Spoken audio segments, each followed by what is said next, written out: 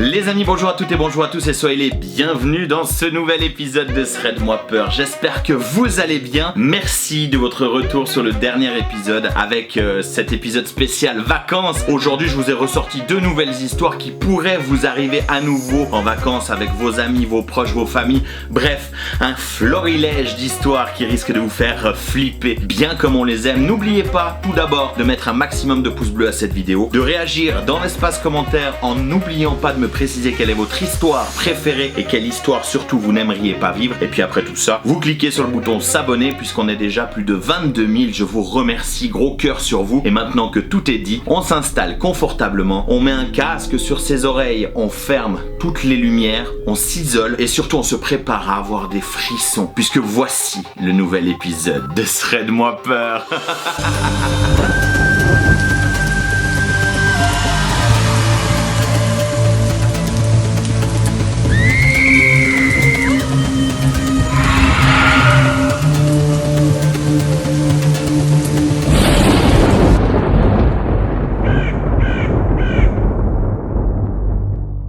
La première histoire que je vais vous raconter, les amis, c'est l'histoire qui est arrivée à Brad et John, deux amis de 22 ans qui vivent en région parisienne et pour la première fois de leur vie veulent prendre des vacances dans un pays étranger. Prendre vers le Pérou, je sais pas si ça vous parle, voilà, en direction du Pérou. Et ils décident de faire du camping un petit peu sauvage dans ces régions un petit peu reculées, tu vois. Et ce jour-là, ils prennent sur leur dos une tente, un sac, des gourdes, bref, vraiment le package complet pour bons campeurs. Et ils ont vu sur une carte un lac au milieu d'une forêt où ils ont envie de se rendre pour pourquoi pas essayer de passer des vacances, tu vois, pour essayer de passer 2-3 jours là tranquille, on pêche, on kiffe quoi, c'est ça, on est au milieu du Pérou, on est perdu dans la forêt, c'est génial. Donc ils sont équipés hein, évidemment pour se protéger des bêtes et tout ce qui pourrait les entourer, ils ont bien évidemment des couteaux, des machettes et des trucs comme ça. Sauf que le lac en question n'est pas rejoignable par la route en voiture. Il faut donc marcher. Il y a plus de 5 heures de marche pour se rendre à ce lac. Les deux amis, Brad et John, ils ont absolument aucun problème avec ça, ils sont assez sportifs, donc ils décident de faire ces 5 heures de marche et de se rendre à ce lac coûte que coûte. On y va, on part tôt le matin et on arrive aux alentours de 13h, 14h. Ils sont bien, franchement ils sont bien, ils ont bien marché, ils ont bien profité et là ils décident d'installer leur campement, donc la tente, et tout de suite Brad, féru de pêche, décide de poser sa chaise et commencer à pêcher. Et là, de son côté, lui, John, il est toujours en train de défaire ses affaires et il entend des bruits. Et John, il est un petit peu plus peureux que Brad, j'ai envie de dire, et il s'inquiète un petit peu de tout ce qui l'entoure. Brad, il a beau le rassurer en lui disant fais-toi pas de soucis, c'est des animaux, c'est des oiseaux, il y a absolument aucun problème à avoir, on a eu aucun problème en traversant la forêt, il y a aucun problème ici. John, il le sent mal, il sent qu'il y a quelque chose qui se passe pas bien, il est pas rassuré, il y a un truc sur lui qui le pèse, mais bon, il défait les valises, il installe la tente, il fait le campement, machin, pendant que Brad il est tranquille là en train de pêcher. Et en tournant le regard tout d'un coup, il voit une ombre derrière un arbre. Là, il commence à flipper, donc très rapidement il court vers Brad et il lui dit regarde vers cet arbre, j'ai vu quelque chose. Et effectivement, retournant leur tête, cette fois une silhouette qui s'avance vers eux. Mais vraiment, alors là, comment vous décrire ce personnage? C'est vraiment un corps, enfin c'est vraiment un homme avec des cheveux qui poussent jusqu'en bas. Il a une peau de bête un peu sur lui, vraiment, je sais même pas si c'est une peau de bête, si c'est de la laine, enfin on n'arrive pas à savoir, mais il est pas comme nous. On voit que c'est un homme de la forêt très très bizarre. Là, Brad et John, ils se regardent, ils commencent à paniquer, ils demandent à l'homme qu'est-ce qu'il fait là, et l'homme ne répond pas. Il répond que par des petits comme ça, tu vois, il a pas de langage. Donc là, Brad et John, ils paniquent, ils comprennent pas ce qui se passe. Ils partent dans leur tente pour aller chercher le téléphone pour appeler les flics, tu vois. Et en ressortant de la tente, l'homme n'est plus là. Il y a plus rien. L'homme a disparu. Donc Brad et John, ils se regardent, ils sont vraiment pas bien et ils savent plus quoi faire. La nuit, elle commence à tomber. S'il faut marcher 5 heures dans la forêt, malheureusement, il va faire nuit noire et ils ont pas forcément tout l'équipement nécessaire pour marcher dans la nuit. Donc ils commencent un petit peu à flipper. Ils se disent bon, on a une solution finalement. On dort là, on essaye d'oublier ce qui vient de se passer et puis ça va bien se passer et demain on rentre. Donc ils vont se coucher, chacun dans leur tente, ils se reposent et c'est seulement aux alentours de 4h du mat que Brad se fait réveiller dans la nuit par un énorme cri d'horreur.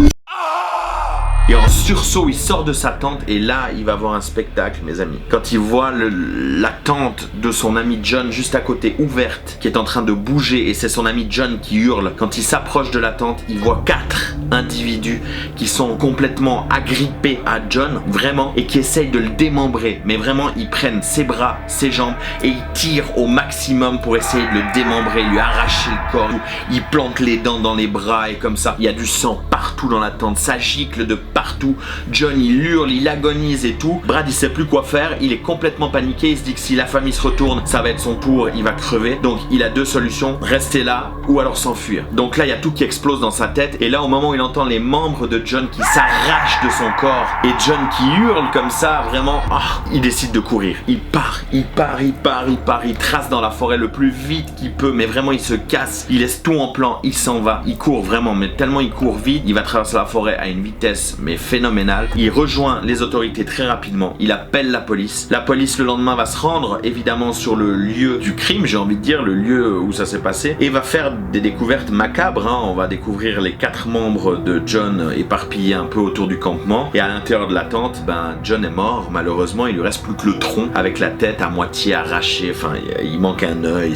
La scène est complètement dégueulasse, vraiment ça, rien que de vous raconter ça me donne des hauts le cœur. Mais voilà, la police ramène tout ça et en enquêtant un peu plus rapidement, ils vont finalement trouver dans la forêt les 4 personnes qui ont fait cette chose. Donc ils le ramènent au poste de police et lors de l'interrogatoire, ils vont en fait se rendre compte que c'est en fait une famille qui a décidé de s'exiler du reste du monde, de vivre en parfaite harmonie avec la nature, et du coup ils ont pas de langage, ils ont pas de notion d'éducation, ils ont pas de principes, ils ont pas de valeurs, ils ont rien. Ils vivent entre eux comme des hommes des cavernes et ils se nourrissent de la moindre chose qui peut passer, tu vois. Et là, les flics très rapidement durant l'interrogatoire, ils voient que la famille, pour se faire comprendre, ils passent un peu la main sur leur ventre, tu vois, pour leur faire comprendre qu'ils ont faim et qu'ils aiment bien comme ça. Et c'est au moment où la famille complète, les 2 enfants et les 2 parents, pointent le doigt sur les flics en les regardant comme ça, avec un gros sourire et puis la bave qui coule, qu'on se dit non, merci, on vous met derrière les barreaux, terminé. Alors bien évidemment, on les a isolés en prison pour éviter qu'ils bouffent les autres prisonniers, et depuis ils sont incarcérés, ils ne bougent plus et il n'y a plus de problème. Après faut que je vous dise, au niveau de Brad,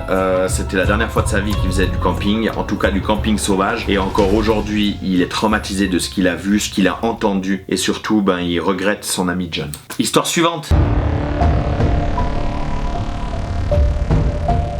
La deuxième histoire que je vais vous raconter, c'est l'histoire qui est arrivée à Ben. Il a 20 ans, il vit dans le sud de la France, il a une maison au bord de la mer. Et faut savoir que dans cette grande ville, il connaît pas mal de raccourcis pour pouvoir rentrer chez lui assez rapidement, et notamment un raccourci qui est assez flippant, puisque c'est une petite ruelle vraiment très étroite, où il fait très sombre, très peu de gens passent par là parce que ça fait assez flipper, tu vois. Mais lui, il connaît les quartiers comme sa poche, donc généralement il passe là sans trop de soucis. Sauf que ce soir-là, Ben il traverse la ruelle, et au milieu de la ruelle, il voit un homme assis par terre avec un sac assez chelou, tu vois, tu sais pas trop si c'est entre un SDF, un homme normal, tu sais pas trop qu'est-ce qui se passe. Il passe devant et il voit que l'homme commence à prendre le sac et à verser une sauce dans le sac et à mettre la tête dans le sac. Vraiment il mange ce qu'il y a dans le sac, tu vois, et très bon, enfin il fait des bruits et il dit trop c'est bon, j'adore, je me régale et tout. Et là Ben il comprend pas trop ce qui se passe, il se dit ok, c'est un affamé, tout est normal, t'inquiète, je trace. Il continue d'avancer dans sa ruelle, elle est longue, c'est un petit labyrinthe comme ça, et au bout d'un moment il entend hurler. Alors là il court,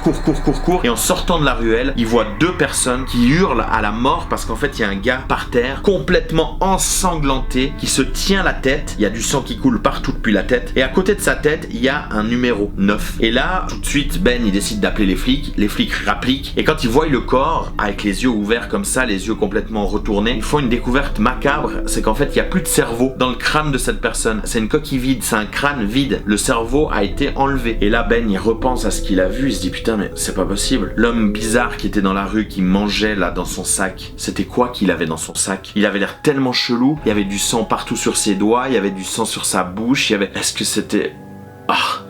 Tu vois, quand il s'imagine ça, il en parle aux flics. Les flics, ils essayent de retrouver la personne, mais on n'a plus aucune trace. Donc les mois s'écoulent, les mois passent, et Ben, il n'arrive pas trop à sortir cette histoire de la tête, bien que on n'a jamais revu cet homme. Jusqu'à ce fameux soir où Ben décide de reprendre ce passage dans la ruelle et va tomber nez à nez avec l'homme bizarre qu'il avait rencontré la première fois. Alors là, il a des gants, l'homme a des gants, il a une hache dans la main et un sac. Et il va tout avouer au gamin. Il va lui dire...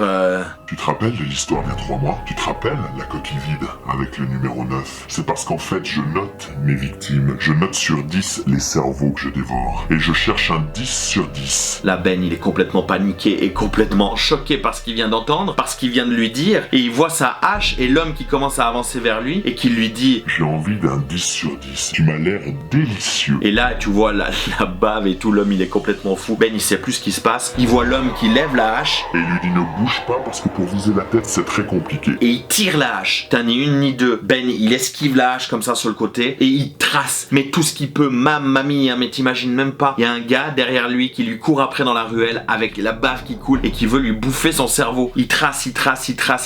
Là, il y a l'homme qui est derrière qui se rapproche de plus en plus. Il plonge pour essayer de lui attraper les jambes, tu vois. Et je sais pas par quelle chance, Ben, il arrive à s'enfuir. Il arrive dans la grande ruelle principale où il y a plein de monde. Il se retourne dans la ruelle et il voit cette ombre, l'homme qui se relève, qui le regarde en lui disant « C'est pas fini ». Et puis qui lui fait comme ça, d'un signe de la main. Ben, il est complètement choqué par ce qui vient de se passer. Il appelle la police et je vous dis, à l'heure actuelle, on n'a toujours aucune trace de cet homme mangeur de cerveau. Toujours à la recherche de son 10 sur 10. Ben, il n'a plus jamais repris ce raccourci du reste. Il reste dans les rues où il y a énormément de gens. Peut-être qu'un jour il retombera sur cet homme ou alors ce sera peut-être le destin tragique qui arrivera à l'un ou l'une d'entre vous. Voilà pour ces deux nouvelles histoires complètement badantes. J'espère que vous avez kiffé l'épisode, les amis. N'oubliez pas, comme d'habitude, de lâcher un maximum de pouces bleus. Vous réagissez dans l'espace commentaire en me disant quelle histoire vous a le plus plu, quelle histoire vous n'aimeriez surtout pas vivre. Et puis ben moi je compte sur vous pour partager l'épisode, liker et vous abonner. Et on se retrouve évidemment très bientôt pour un nouvel épisode de Shred-moi peur.